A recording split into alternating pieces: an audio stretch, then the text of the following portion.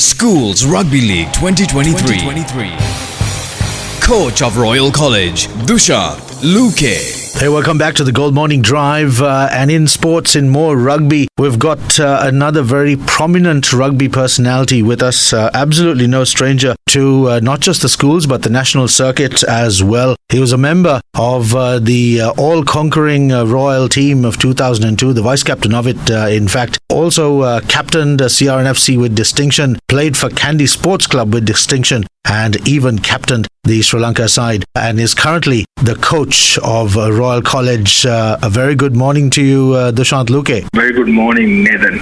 Thanks for having me on the show. Oh, it's an absolute pleasure, buddy. Royal, of course, hit the ground running, definitely, with the CR Invitation Sevens. How do you rate their performance in that tournament? Well, Royal has been not putting much emphasis on the Sevens game in the past couple of years. That's right. So we wanted to change our thinking. So we put a lot of effort into the under-18 Sevens and also the CR Sevens. So both Sevens tournaments we came to the final, but unfortunately we couldn't go all the way. Mm-hmm. But I'm happy with considering our school history that we haven't been taking much part in the Sevens format. So I'm happy that we have made those changes this particular year. Definitely. And something I noticed, correct me if I'm wrong, but for a Sevens tournament, you generally like to have your fast men out there. But I only noticed 2 out of the back line actually performing, and the rest of the speedsters were forwards. Is that correct? Yeah, that's true, because we were trying to build their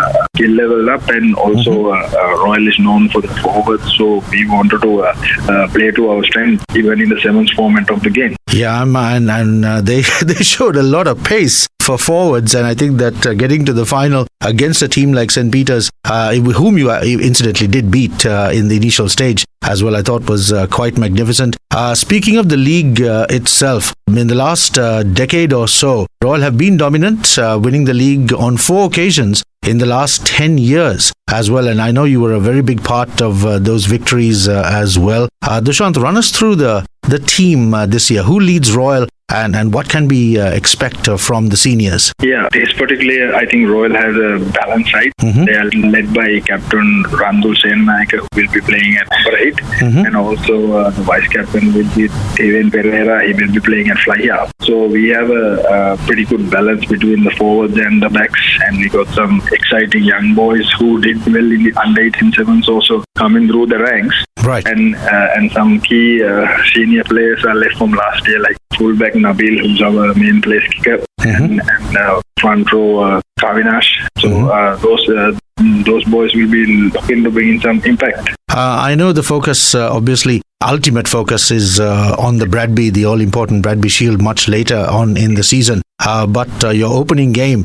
will be against the Peterites, who currently hold the BC Angi Cup, and again playing away from home at Bambalapitia. How do you see this game panning out? Yeah, I see this as the biggest challenge for the season, because I rate them as one of the season favorites. Mm-hmm. So we just have to stick to what we do best. That's right. And boys have to hold their nerve. Normally we get the opportunity to build into the season, but this particular year, with St. Peter's being the first game, we have to be really bring our A game. That's right. And Royal's A game it's been balanced over the last few years. But always, if Royal take the field, the talk of the town will always be that devastating rolling maul. Now, I'm not going to ask you to reveal any secrets here, but how do you get it to work so well? Because once that maul starts getting momentum, it is nearly unstoppable. This has been the secret. How do you get it to work so well? Is it the conditioning, the training, a technique, or just a whole mix of everything? I think,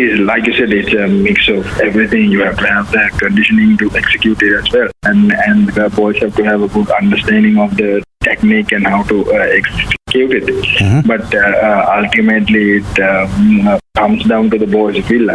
Royal boys just simply enjoy mauling. So I think it's a part of the culture as well. So I think those aspects help. Absolutely.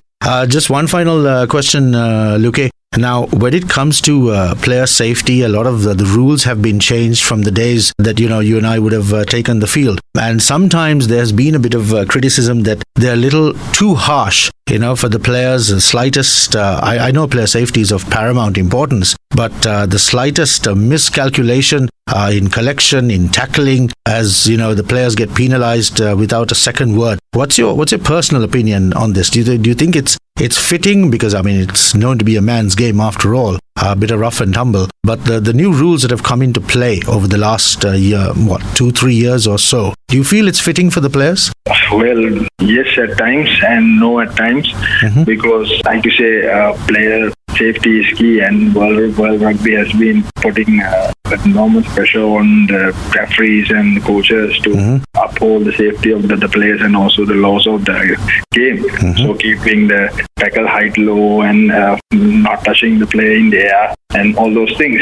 But sometimes you get called out for, like silly stuff, like, if the player comes in low and you accidentally make contact with his head, you're in line to get a red card. Exactly. Last year at the Royal College Istipatana final, it was a pure accidental challenge for the ball which was already in the air. Yes, I remember that.